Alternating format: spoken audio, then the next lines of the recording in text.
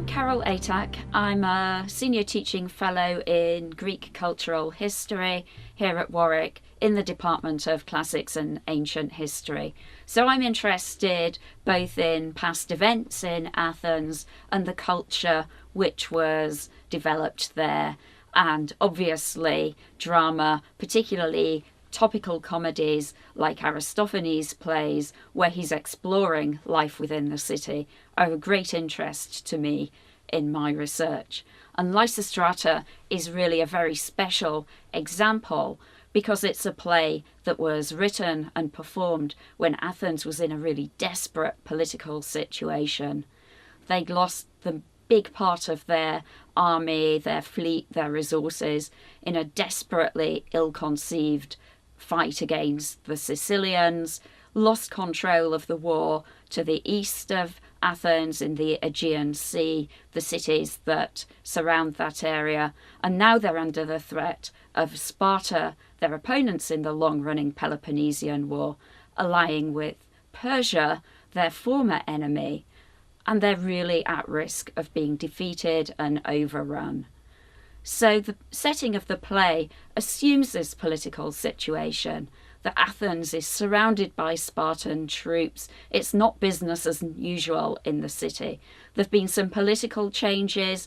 The democratic structures that voted for the Sicilian expedition are under suspicion. Let's trust in the experts now, has been the feeling. So there's a group of 10 senior citizens, former generals, respected intellectuals, people like Sophocles the tragedian, who've been put in charge of politics as a temporary measure. And the executive officer that you see on stage in the Lysistrata is one of those officers.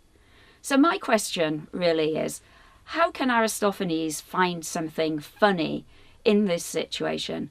How can he make the Athenians laugh? And what can he say about the political situation? Well, he does some things a bit differently. He doesn't attack individual politicians in the way in which he was doing in plays a decade or so earlier. And instead he turns his attention to women, not political actors in Athens, not famous people whom you would know about. There's a question as to whether he uses gender in the play as an analogy for class, and that's something that I think is very interesting. One of the problems with watching Aristophanes plays when you come to see them, and you're not an ancient historian who's read Thucydides, read all the sources and the scholarship, is that a lot of the politics jokes might pass you by. And one of the things that I've been trying to do is explain to students visiting the context and the nature of the jokes. And that real fear that the city is divided, that the unified democracy is hopelessly split between rich and poor, is played out in terms of gender in this play. And the city needs to come together, as it does at the end of the play, everybody to be united to create a strong city that can make good decisions and can deal with the future, negotiate a peace. So the problems facing the characters in the play are real problems, but the way in which they're portrayed is quite different. You've got that really fierce battle between men and women. The confrontation between the choruses, the men and the women, is quite severe. They really hate each other. They say horrible things, tell nasty stories about how men and women don't get along. There's a real confrontation, but eventually they do come back together, peace is negotiated. We also see women stepping out of the household. How can women take part in politics in Athens? They don't have a vote. They might be a priestess, and we think some of the characters in the play are based on priestesses. They might be priestesses, but they don't have any active role in politics. Lysistrata, however, makes it really clear that women do have a role. They produce citizens.